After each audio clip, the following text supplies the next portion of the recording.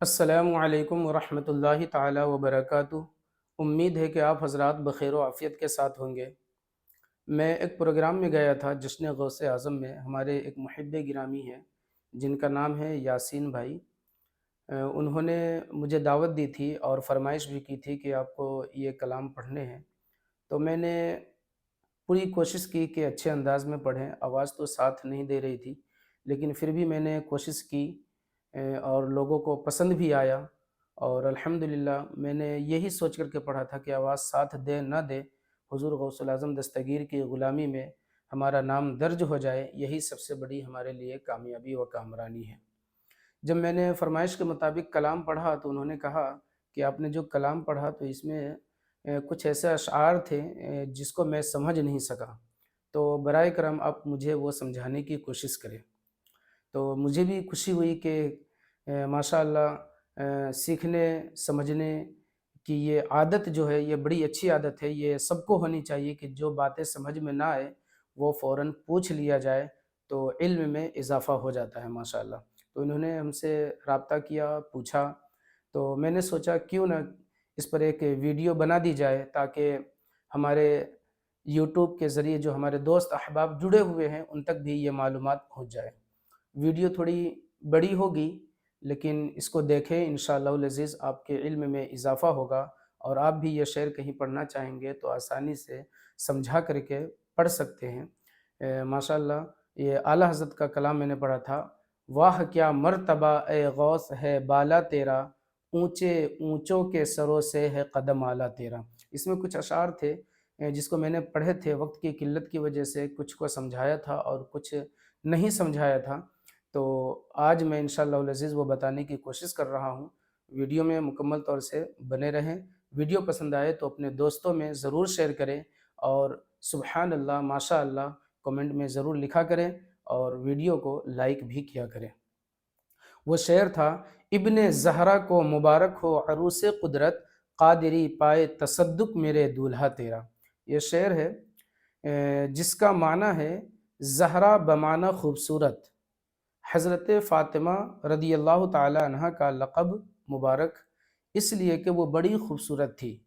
ابن زہرا سے مراد حضرت فاطمۃ الزہرا کے فرزند ارجمند حضرت شیخ سیدنا محی الدین عبد القادر جیلانی غوث السمدانی رضی اللہ عنہما مراد ہیں۔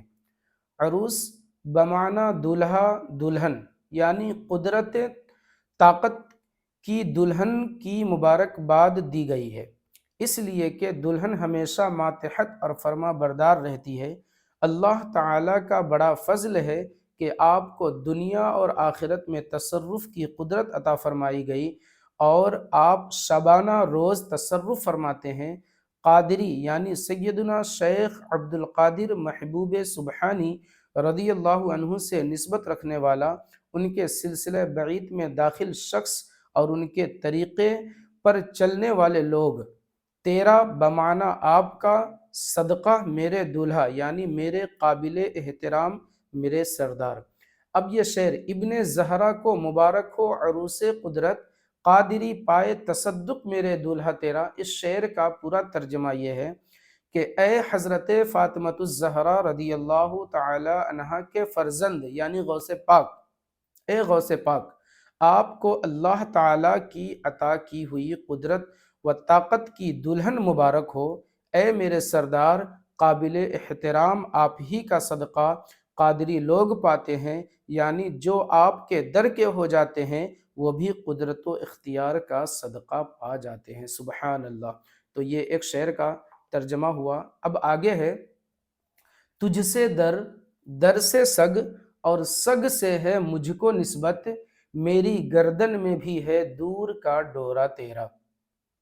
حل لغات، در چوکھٹ دروازہ، سگ کہتے ہیں کتا، نسبت لگاؤ، تعلق گردن گلا، دور کا یعنی بعید سے ڈورا دھاگا۔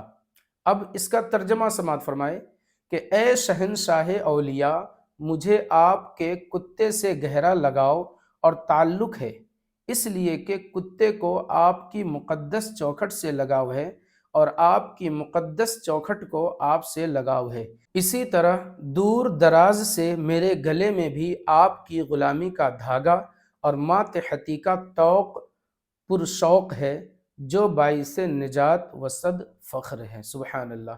اب نسبت کے فائدے سنیے۔ اس شعر میں اعلیٰ حضرت امام المسلمین رحمۃ اللہ تعالی علیہ نے نسبت کا سبق دیا ہے، اور ولایت بالخصوص غوثیت مآب رضی اللہ تعالیٰ عنہ کی نسبت کا فائدہ بتایا، لیکن جو اس نسبت سے بے خبر ہیں وہ بدقسمت ہیں، ورنہ کسے معلوم نہیں کہ نفس کی حقیقت کتے سے بدتر ہے، لیکن اگر اس کے گلے میں کسی کامل کا پٹا ڈال دیا جائے تو اس کی خباثت سے نجات مل جاتی ہے۔ اسی لیے اعلیٰ حضرت قدس سرہ نے اپنے شیخ یعنی غوث اعظم رضی اللہ عنہ سے عرض کی ہے کہ میری گردن میں بھی ہے دور کا ڈورا تیرا، یعنی آپ کی نسبت کا پٹا، یعنی شجرہ قادریہ سے نسبت کی زنجیر میرے گلے میں ہے، اور اس زنجیر کی آخری کڑی رسول اللہ صلی اللہ تعالی علیہ وسلم کے دست مبارک میں ہے، اور یہ پٹا اور زنجیر قائم رہا تو نفس بہک نہیں سکتا اور نہ ہی آخرت کا خوف خطر ہو سکتا ہے۔ نفس امارہ ایک ایسی خطرناک چیز ہے جو انسان کی تباہی و بربادی کا باعث بن سکتی ہے۔ جس نے اس پر عبور حاصل کر لیا، حقیقت میں وہ کامیابی و کامرانی سے ہمکنار ہو گیا۔ سبحان اللہ۔ تو تجھ سے در سے سگ، سگ سے ہے مجھ کو نسبت، میری گردن میں بھی ہے دور کا ڈورا تیرا۔ یہ شعر کا ترجمہ ہو گیا۔ اب آگے شعر ہے کہ اس نشانی کے جو سگ ہے نہیں مارے جاتے، اس نشانی کے جو سگ ہے نہیں مارے جاتے، حشر تک میرے گلے میں رہے پٹا تیرا۔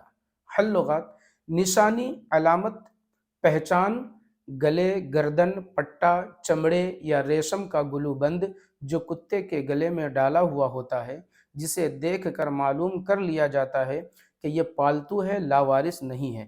ایسا کتا اگر کوئی نقصان و جرم کرتا ہے تو مارنے کی بجائے اسے چھوڑ دیتے ہیں، اور جو کچھ کہنا ہوتا ہے مالک سے کہتے ہیں، مالک خود نقصان پورا کرتا ہے، محض اس پٹے کی وجہ سے وہ کتا محفوظ رہتا ہے۔ اب اس شعر کا ترجمہ سماعت فرمائے کہ اس نشانی کے جو سگ ہے نہیں مارے جاتے، حشر تک میرے گلے میں رہے پٹا تیرا۔ اس کا ترجمہ ہے: اے شہنشاہ اولیاء، مجھ ناکارہ و مجرم کی تمنا ہے کہ اس غلامی کی وجہ سے جو میری گردن میں پٹا پڑا ہوا ہے وہ ہمیشہ سلامت اور ہمیشہ کے لیے باقی رہے۔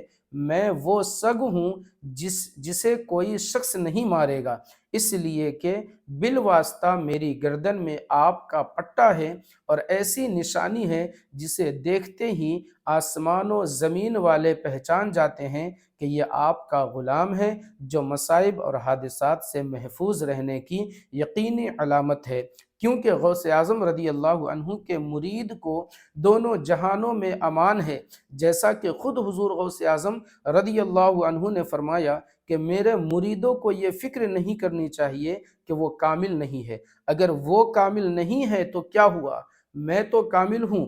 آپ کے اس فرمان عالی سے بالکل ظاہر ہے کہ آپ اپنے مریدوں کے ہر وقت نگہبان ہیں، اور آپ کے مرید آپ کو جب کبھی اور جہاں پکارے آپ ان کو فوراً جواب دیتے ہیں، اور ان کے ہر مشکل و مصیبت کو حل فرماتے ہیں۔